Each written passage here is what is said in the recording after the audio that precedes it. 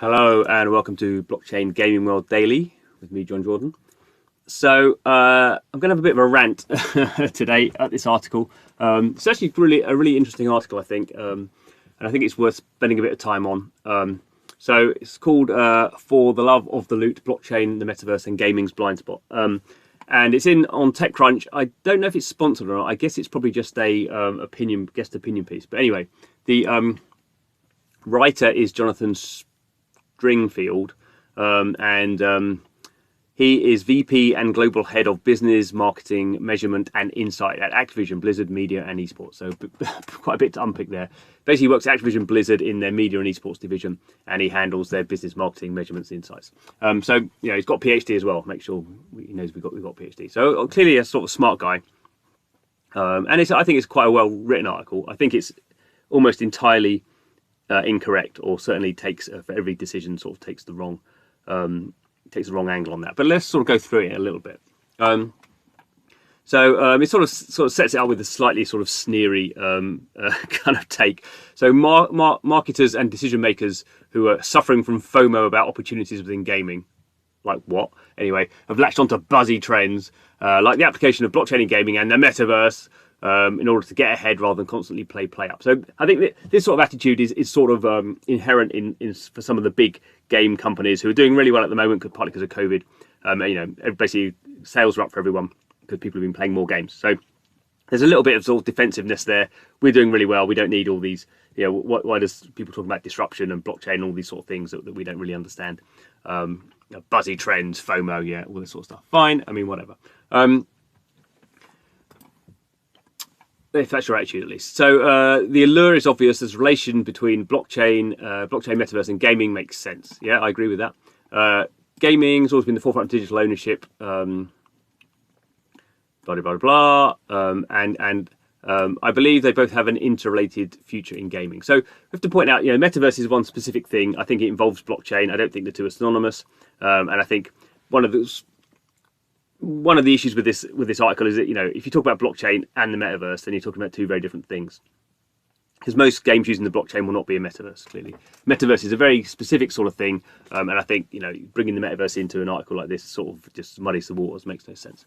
So let's talk about NFTs and blockchain. Yep, good. Collecting articles of varying rarities and random distributions form the core loops in many games, and also collecting skins. Yep. NFTs are positioned to be a natural fit with this sort of thing in terms of rare items having permanence, trackability, and open value. Okay. Recent releases such as Loot for Adventurers have introduced a novel approach, yes, where NFTs are simply descriptions of fantasy-inspired gear offering a way that other creators can use them to build worlds around them.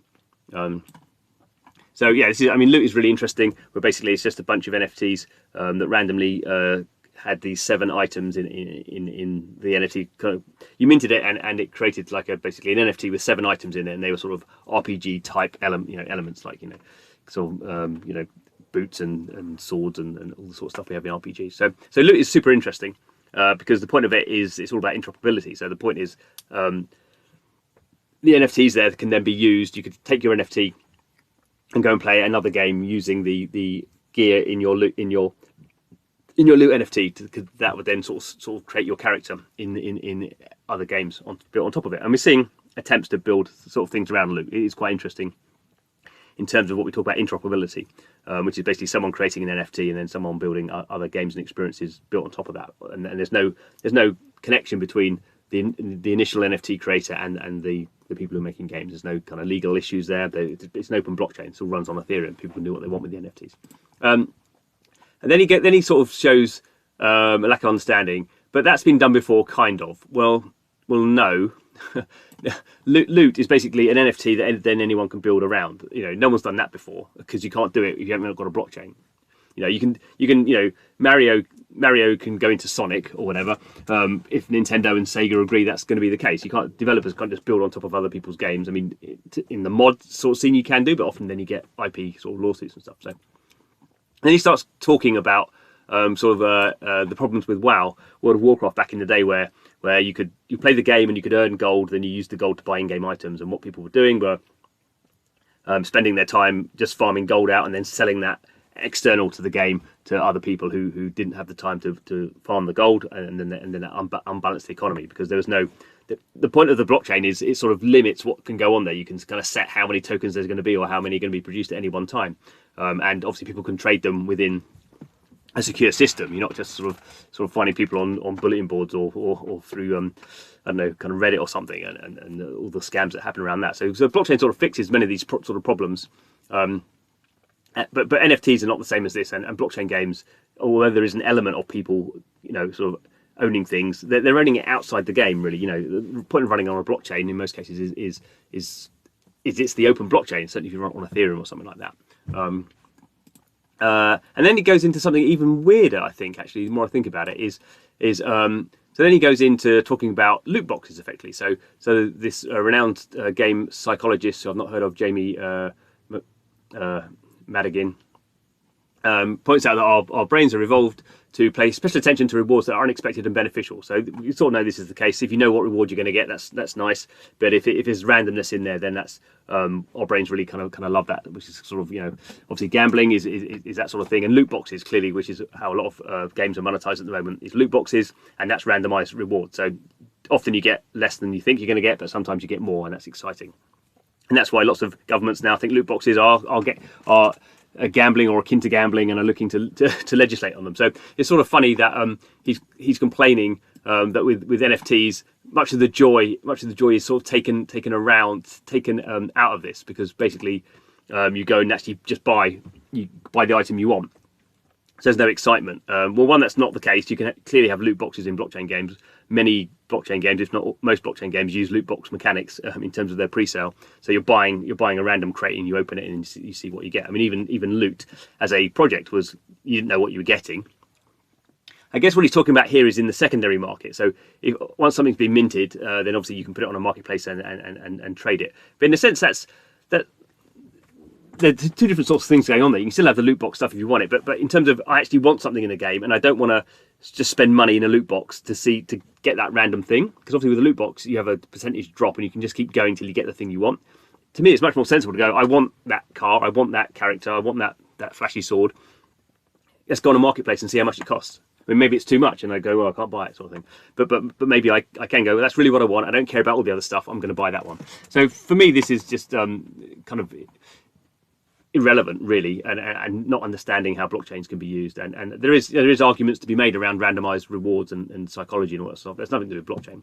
And then he goes on, sort of building on this, to talk about because you can just go and buy the items you want, then that's sort of play to win. So play to win is interesting, and play to win basically just means people who spend the most money in the game have a higher chance of winning. And obviously that sort of depends on how you set up the game. I mean, some games could have, blockchain games even could have just purely aesthetic items. So you can sort of show off that you've got all the great stuff, but it doesn't make you any better. You can also have games where some characters will be more valuable, have better stats in the game, but that's not sufficient without a certain level of skill to actually win. So the best players are still probably the most skillful players, rather than the ones who have the most, who've spent the most. So blockchain games actually make that sort of, I think that there is definitely correct in that sense that blockchain games have a play-to-win element that maybe some other games don't have. But even if you look at normal games at the moment, in Asia, particularly China, play-to-win is how all their games work, pretty much.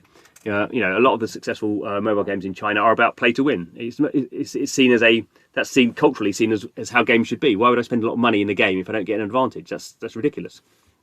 So again, this is very cultural. In the West, we want everything to be skill based. That's not the case. I mean, in other parts of the world where they do want things to be play to win. So play to win again has nothing to do with blockchain, really. It does change the playing field a little bit, I think, but there's not to, every blockchain project can design themselves in a different way, and it doesn't have to be play to win. Particularly, I guess he's thinking about esports, but even with esports, a blockchain game in an esport tournament, you still have rules around it. You can still limit what characters people can bring in. You can still say you could only bring in common characters into this tournament. You can't bring rare characters in. I mean, you can build stuff around that. I don't know. There's a lack of imagination here. Axie Infinity, dangerously close to play to win. Well, okay. I don't think that's the case, really. I think there's a lot of skill in Axie Infinity, and Axie Infinity is really still not a built-out game. So, does anyone care enough about the core game rather than potential market value of NFTs or earning through play? So this is sort of coming to another interesting fact. I think we have to say blockchain games have a financial element. I mean, that's everything on a blockchain has a value attached to it. It may not be a big value, but everything on a blockchain has a value attached to it. That's how the blockchain secures itself. So, and for me, that's sort of the point of blockchain games is you're bringing in a financial element, which makes games much more interesting. If you think games should just be about fun, then you're very sort of pure in that viewpoint. Then you won't get involved in blockchain and you'll hate them. But I think there's enough sort of wriggle room here. There's enough sort of flexibility that you can make a game people love playing and can make money from. I don't think the two are synonymous. The two are mutually exclusive, I should say. And it is again a little bit culturally odd that if you think about Axie Infinity, where a lot of people from say the Philippines are playing it and maybe earn $100, $200 a week by playing it all the time, and that's a big deal for them to earn that amount of money. For most of us in the West, thankfully, to give up all our time to play a game to earn $200 a week, is just not going to work economically. So we can enjoy playing the games and spending money in there and dealing with that part of the economy, and maybe we can earn $50 a week, which is nice supplementary income. But that's very different to people in other parts of the world who, for the first time in their lives, are allowed be able to earn sort of Western style money because the economy is basically run by Western. It's built on the back of people buying NFTs, which is a more Western or a rich economy, an economy for richer people. And it's very kind of condescending to say, well, you shouldn't be playing this game because you're just doing it for money. I mean, who's he to say that? It's ridiculous. And who's to say those people aren't having fun earning money? I mean, people in their jobs are not just, for most of us, thankfully, about earning money. They're also about having sort of enjoyment and learning and lots of different things. I think this is a very odd sort of view. I think the more I read this article, the more I think he's sort of come at it with a negative point of view and then tried to sort of create something kind of, I think it's a well-written article, but I think he's sort of come at it from a weird way. And again, another thing here, the technology culture around blockchain is elevated to solving very hard problems that very few people care about. It's like, well, they're very hard problems, but I think blockchain is not that very few people care about it. I think blockchain helps us solve problems that everyone cares about. And there's some fundamental game psychology issues. I mean, yeah, probably there are. I think as soon as new technology comes along, you have new ways of making games, and there's always some re-evaluation goes on there. But does that mean you don't want to do it at all? I mean, he seems very, very negative about it. Goes on about the metaverse. Not going to go on about the metaverse because I don't think it's relevant. Gaming is a training wheel for the metaverse. Yeah, potentially, I think. I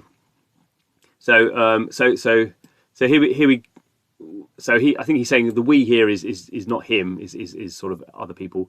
We're far more interested in the future applications of gaming without having much perspective on the now of gaming. I mean, what does that mean? Blockchain gaming is now. Have you not seen about Axie Infinity? Game scholarship, blah, blah, blah, blah, yeah, or whatever.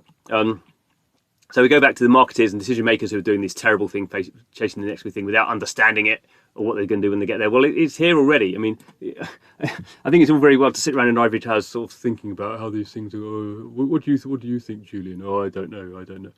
What do you think, Archibald? Oh, I'm thinking about it. It's like, no, get on and do it. It's out there. Blockchain games have been around for like 3 years. They're building this sort of stuff. It's not all success and failure. It's not all success. There's a lot of failures in there. There's a lot of disasters, a lot of scams and stuff in there. But at the top end, we're seeing really big stuff being built here. And I agree that the growth of gaming is an immense opportunity for blockchain. Sophistication of conversations around this is you sit around and have your sophisticated conversations, really. I just think this is a really, really odd sort of opinion piece to be writing, when clearly he's not going to say Activision Blizzard's jumping into blockchain. He's not, in a sense, he's got to say that. But why he's even saying anything at all, I don't know. If he's trying to justify the fact that Activision Blizzard aren't getting involved in this at the moment because they've got to sit around thinking sophisticatedly about what it is. Well, yeah, I mean, go for it. Sit around, think sophisticatedly about this sort of stuff. But don't be surprised if in a few years' time, other games are certainly in terms of like stuff like Hearthstone, where there's lots of blockchain-based card games out there. Don't be surprised if this stuff is impacting your business because you've been sitting around there thinking about this sort of stuff. I think it just seems very odd that they would do this. But there we go. Enough ranting from me today. Thanks for watching the video. Please subscribe to the channel and see you again soon.